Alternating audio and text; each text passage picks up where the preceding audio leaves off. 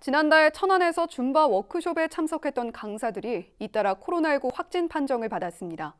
확진자 중엔 대구에서 온 강사도 포함됐는데요. 충남도 내 첫 감염 경로와 연관됐을 가능성이 제기됩니다. 취재기자 전화 연결합니다. 정선영 기자, 자세한 내용 전해주시죠. 네, 9일 오후 6시 기준 충남도 내 코로나19 누적 확진자는 모두 102명입니다. 확진자 대부분이 천안과 아산 지역 줌바 강사와 수강생, 그리고 그 가족과 지인들인데요. 이런 가운데 충남도와 천안시가 도내 코로나19 유입 경로에 대한 실마리를 찾은 것으로 보입니다. 지난달 15일 천안 불당동에서 열린 줌바 워크숍에 전국 각 지역에서 모인 강사 29명이 참석했는데요. 이들에 대한 전수조사 결과 현재까지 모두 8명이 코로나19 확진 판정을 받았습니다. 지역별로는 충남 4명을 비롯해 대구 1명, 세종 1명, 강릉 1명, 평택 1명입니다. 이 가운데 17명은 음성 판정을 받았으며 나머지 4명에 대해선 현재 검사가 진행 중입니다.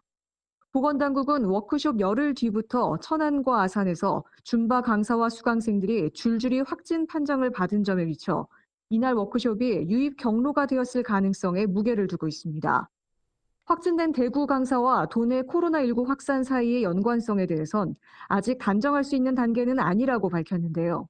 워크숍 참석자 중 감염원이 누구였는지에 대해 여러 가능성을 열어놓고 추가 조사 중이라고 전했습니다. 네, 그런데 이 워크숍에 대한 조사 왜 이제서야 이루어진 건가요? 이 충남에선 초기부터 줌바를 연결고리로 코로나19가 확산되고 있지 않았습니까?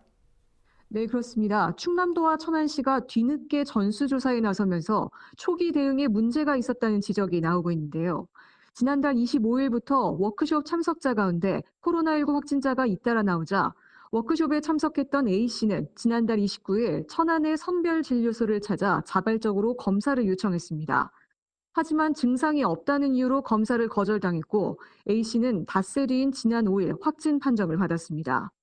또 천안시는 지난달 28일 워크숍 참석자 명단을 확인하고도 나흘 뒤에서야 줌바 강사들에게 검사를 받으라고 통보했는데요.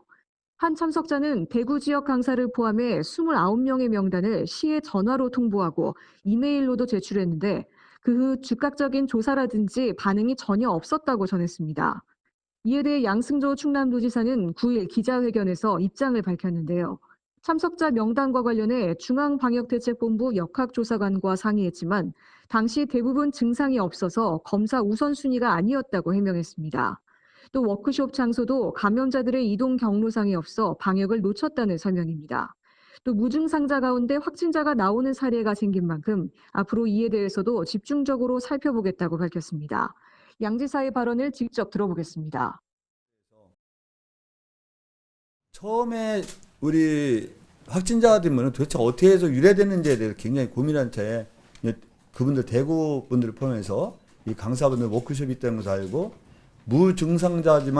무증상자라도 워크숍에 참석했던 모든 분에 대해서 우리가 검사를 해달라는 요청을 드렸었죠. 근데 결과적으로 말씀하신 대로 뭐 바로 직전에도 워크숍 참석 강사가 확진자로 나오지 않았습니까? 대구에서.